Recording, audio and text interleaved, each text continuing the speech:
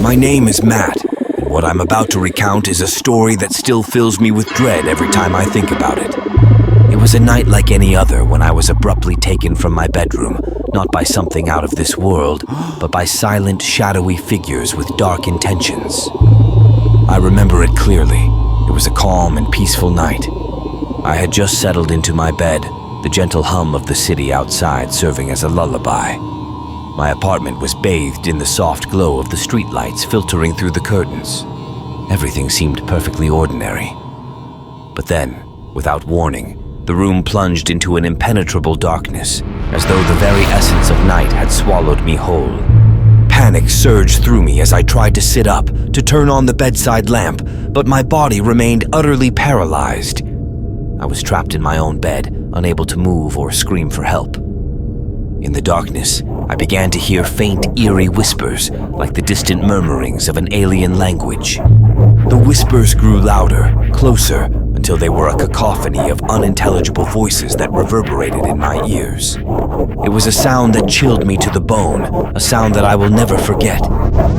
As my eyes adjusted to the darkness, I saw them, figures tall and shadowy, lurking at the foot of my bed. They were unlike anything I had ever seen. Their forms were indistinct, like shifting smoke or a mirage, but their presence was undeniable. They exuded an aura of malevolence, of dark intentions that hung heavy in the air. I wanted to scream, to run, to do anything to escape from those menacing figures, but I couldn't move a muscle. I was a prisoner in my own body, held captive by an unseen force. The figures approached, their movements sinuous and deliberate. They had no discernible features, no faces or limbs, but their presence was suffocating. One of them extended a shadowy tendril toward me, and I could do nothing but watch as it drew nearer. The tendril brushed against my skin, and a wave of terror washed over me. It was as though I could feel their malevolence, their dark intentions seeping into my very being. It was a sensation of violation, of being utterly helpless in the face of an incomprehensible threat. The whispers continued, growing louder and more insistent. It was as though they were invading my mind, probing my thoughts, seeking to unravel the very essence of my being.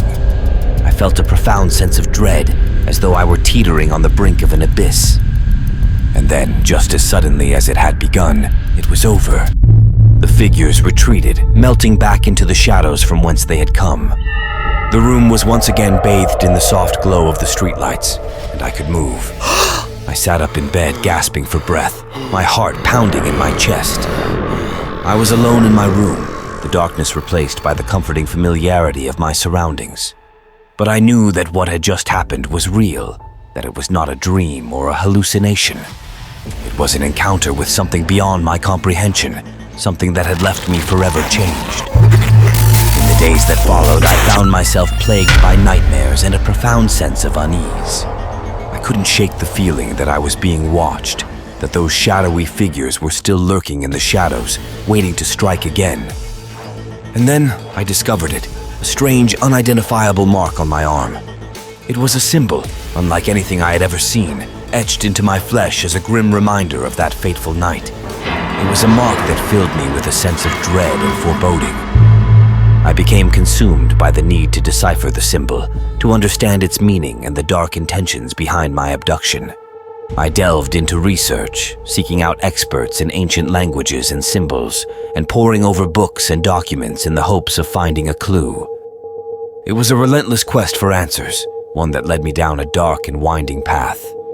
The symbol, it turned out, had been recorded in ancient texts and cave paintings, always associated with dark and malevolent forces.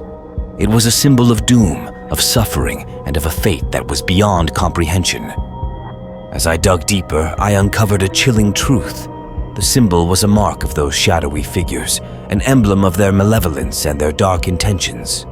It was a sign that I had been chosen, that I was marked for something far more sinister than I could have ever imagined. I realized that I was not the only one who had been subjected to their silent abductions, that there were others who had been marked, who had experienced the same terror and helplessness. It was a horrifying revelation, and it filled me with a sense of dread and despair. As I stand here today, I am haunted by the knowledge that those shadowy figures are still out there, lurking in the darkness, waiting to strike again. I may never fully understand their motives or their origins, but I am determined to uncover the truth, to protect myself and others from their malevolence. The unknown may terrify me, but I will not rest until I have answers, until I have uncovered the secrets that lie hidden in the shadows, waiting to be revealed.